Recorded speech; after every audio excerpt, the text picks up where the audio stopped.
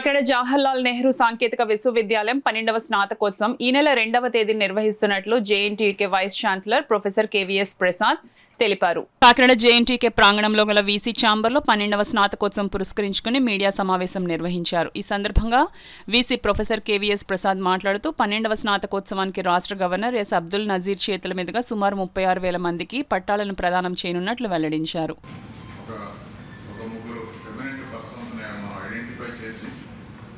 Executive council ద్వారా recommendation చేయించి governor గారికి పంపిస్తే గవర్నర్ గారు అందులో ఒక వ్యక్తిని సెలెక్ట్ చేస్తారన్నమాట.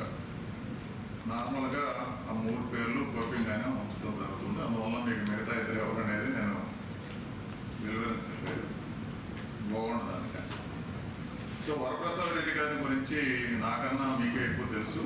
మహానుభావుడు. మన దగ్గర ఎలక్ట్రానిక్స్ అండ్ కమ్యూనికేషన్ ఇంజనీరింగ్ చదువుకున్నారు 1965-70 మధ్య.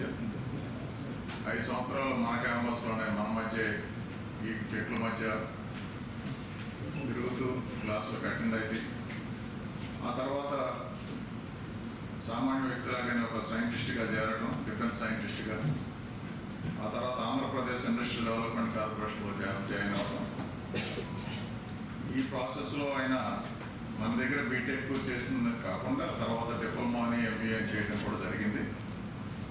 ఆయన జీవితంలో మలుపు తిరిగింది, సమాజానికి మేలు చేసింది ఏంటంటే 1993లో శాంతా బయోటెక్నిక్స్ లిమిటెడ్ అని ప్రైవేట్ లిమిటెడ్ అని హైదరాబాద్లో ఒక కంపెనీ పెట్టారు.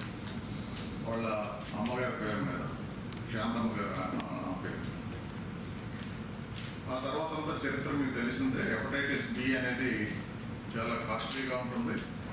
ఒకవేళ హెపటైటిస్ బి కారణం గురైతే ప్రాణాపోయే వ్యాధిగా ఉంటే దానికి ఆయన షాన్విక్ బి అనేది 1997లో